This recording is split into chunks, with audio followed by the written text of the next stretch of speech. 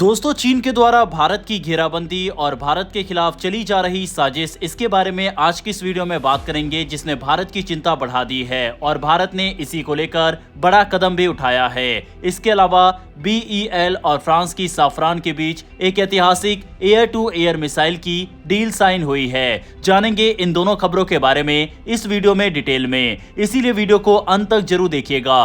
पहले बात करते हैं भारत और चीन की। भारत और इंडो पैसिफिक क्षेत्र में बढ़ते तनाव के बीच चीन की समुद्री गतिविधियां एक बार फिर भारत के लिए चिंता का कारण बन गई है। इंडियन ओशियन रीजन यानी IOR में पिछले कुछ हफ्तों से चीन के लगातार 3 रिसर्च वेसल दिखाई दे रहे हैं, शी-6, शैनहाई और लैनहाई। और यही वह समय है जब भारत ने अचानक अपने ब्रह्मोस मिसाइल के टेस्ट के लिए जारी नोटेम को कैंसिल कर दिया है। बाहर से दिखने में ये सामान्य फैसला लग सकता है, लेकिन असल वजह कहीं गहरी और रणनीतिक है। सबसे पहले बात शी-6 की, ये लगभग 4000 टन का एक एडवांस जियोफिजिकल रिसर्च वेसल है, जिसे चीन की South China Sea Institute of Oceanography operate करती है। Multi beam echo sounders, ceramic profilers और 4000 मीटर गहराई तक जाने वाले ROVs जैसी तकनीकों से लैस ये जहाज समुद्र के भीतर की बनावट और आवाजों की मैपिंग करता है।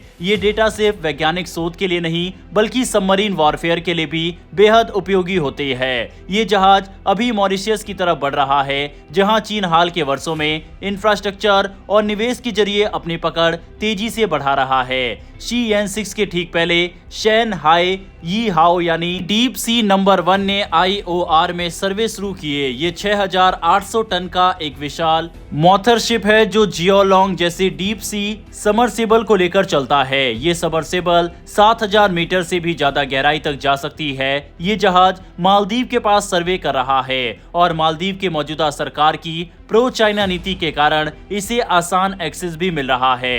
भारत की चिंता यह है कि ये जहाज अपने AUVs की मदद से उन अंडर सी केबल्स और रणनीतिक चौक पॉइंट की मैपिंग कर सकता है, जिन पर भारत की सैन्य और नागरिक संचार प्रणाली निर्भर है। तीसरा जहाज लैनहाई है, जो चीन के ब्लू सी क्लास फ्लीट का हिस्सा है। ये जहाज दूर दराज के समुद्री इलाकों में फिशरीज रिसर्च के नाम पर हाई एंड सोनार और अंडर वाटर ड्रोन की मदद से बायोमेसेज और सीबेड डेटा इकट्ठा करते हैं, लेकिन अक्सर ये AIS सिस्टम बंद कर देते हैं, जिससे उनकी लोकेशन ट्रैक नहीं हो पाती। पिछले महीने ये जहाज लक्षद्वीप के पास 400 किलोमीटर के भीतर तक पहुंचे, जिससे भारत के पश्चिमी तट के करीब मौजूद रणनीतिक पॉइंट्स की सुरक्षा पर सवाल उठे। अभी इस बढ़ती चीनी गतिविधियों के बीच भारत ने 20 नवंबर को घोषित किए गए उस नोटेम को अचानक वापस ले लिया, जिसके तहत अंडमान के पास 25 से 27 नवंबर के बीच ब्रह्मोस मिसाइल टेस्ट होने वाला था। यहाँ ब्रह्मोस की टेस्टिंग सिर्फ तकनीकी अभ्यास नहीं होती। चीन के रिसर्च वेसल अक्सर ऐसे समय IOR में सक्रिय हो जाते हैं, ताकि वे मिसाइल की ट्रेजेक्ट्री, स्पीड, टेलीमेट्री और स्प्लेश डाउन डेटा कैप्चर कर सके। जनवरी 2025 में यही हुआ था, जब सियांग यांग होंग 01 मिसाइल टेस्ट की टाइमलाइन के साथ साथ अचानक अंडमान के पास पहुंच गया था। इसीलिए भारत का अचानक किया गया ये निर्णय कई मायनों में रणनीतिक है। टेस्ट कैंसिल नहीं किया गया, बस टाला गया है। इस तरह चीन को एक भी इंच मुफ्त में इंटेलिजेंस नहीं मिलेगी। अंडमान कमांड ने भी अब अपने पेट्रोलिंग को बढ़ा दिया है। INS विक्रांत, P-8I विमान और ड्रोन स्वार्म्स इन चीनी जहाजों की हर मूवमेंट पर नजर रख रहे हैं। चीन की ये समुद्री गतिविधि केवल वैज्ञानिक नहीं है। जिबूती में उसका सैन्य बेस, पाकिस्तान के ग्वादर पोर्ट में उसकी बढ़ती पकड़, श्रीलंका का हम्बनटोटा बंदरगाह और अब मॉरिशस में उसके निवेश, ये सब मिलकर एक बड़ी रणनीति बनाते हैं, जिसे अक्सर स्ट्रिंग ऑफ पर्ल्स कहा जाता है। इसका लक्ष्य है भारत को चारों तरफ से रणनीतिक दबाव में रखना और IOR पर नियंत्रण स्थापित करना। इस डेटा का उपयोग भविष्य में चीन की पनडुब्बियों को छिपाने, भारत की अंडर सी सेंसर चेन को प्रभावित करने और समुद्री रूट्स पर अपनी पकड़ मजबूत करने में हो सकता है। इसके अलावा IOR के समुद्र तल में मौजूद पॉलीमेटेलिक नोड्यूल, जिनका उपयोग बैटरी और EV टेक्नोलॉजी में होता है, चीन के लिए एक और बड़ा कारण है यहाँ सक्रिय रहने का। भारत के लिए ये समय बेहद नाजुक है। एक तरफ चीन लगातार अपने जहाज भेजकर IOR का विस्तृत हाइड्रोग्राफिक डेटा इकट्ठा कर रहा है और दूसरी तरफ भारत अपनी मिसाइल टेस्टिंग और समुद्री सुरक्षा को बिना किसी गलती के संभालना चाहता है। चीन की छोटी सी भी जानकारी हासिल करने की कोशिश आगे चलकर भारत के खिलाफ उपयोग की जा सकती है, इसीलिए हर कदम सावधानी से उठाया जा रहा है। कुल मिलाकर IOR सिर्फ समुद्री क्षेत्र नहीं रहा, ये अब भारत और चीन के बीच एक बड़ा रणनीतिक बोर्ड बन चुका है, जहां हर चाल, हर रिसर्च शिप, हर नोटैम और हर सर्वे एक मैसेज देता है और संदेश साफ है, दोनों देशों के बीच नसों की लड़ाई तेज हो चुकी है। बहरहाल बढ़ते हमारी अगली खबर की तरफ। BEL यानी भारत इलेक्ट्रॉनिक लिमिटेड और फ्रांस की साफ्रान इलेक्ट्रॉनिक एंड डिफेंस ने मिलकर एक ऐसा जॉइंट वेंचर किया है जो आने वाले समय में भारत की एयर टू एयर स्ट्राइक क्षमता को नई ऊंचाई देने वाला है। ये जॉइंट वेंचर भारत में फ्रांस से आने वाले बेहद घातक और सटीक हथियार सिस्टम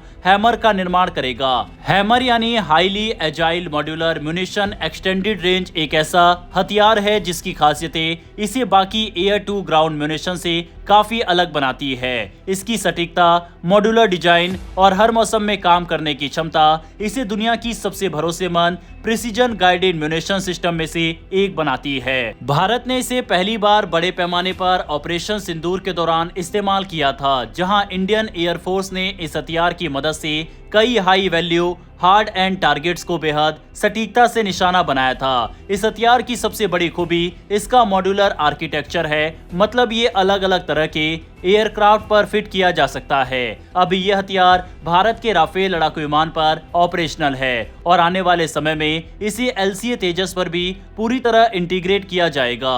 इसकी रेंज और प्रिसीजन इसे खास बनाती है क्योंकि ये पायलटों को क्लोज एंड टारगेट से लेकर स्ट्रांगली डिफेंडेड टारगेट पर भी बिना जोखिम के अटैक करने की सुविधा देता है। अब जब BEL और साफ्रान मिलकर इसे भारत में ही बनाएंगे तो इसका सबसे बड़ा फायदा यह होगा कि इंडियन एयरफोर्स और इंडियन नेवी को तेज सप्लाई, बेहतर मेंटेनेंस और कम लागत में यह हथियार मिल सकेगा। ये कदम सीधे सीधे भारत के आत्मनिर्भर भारत मिशन को मजबूत करता है, जिसमें लक्ष्य है कि भारत अपने आधुनिक हथियार खुद बनाए, विदेशी निर्भरता को कम करे। डिफेंस मिनिस्ट्री ने साफ किया है कि आने वाले वर्षों में इस हथियार सिस्टम की इंडिजनाइजेशन लेवल को 60% तक बढ़ाया जाएगा। इसका मतलब है कि इसके इलेक्ट्रॉनिक सब असेंबली, मैकेनिकल पार्ट्स और कई जरूरी कंपोनेंट्स यहीं भारत में तैयार होंगे। इससे न सिर्फ देश में हाई स्किल जॉब्स बढ़ेंगी, बल्कि भारत की डिफेंस मैन्युफैक्चरिंग चेन भी काफी ज्यादा मजबूत होगी। इसी के साथ एक और बड़ा फायदा ये होगा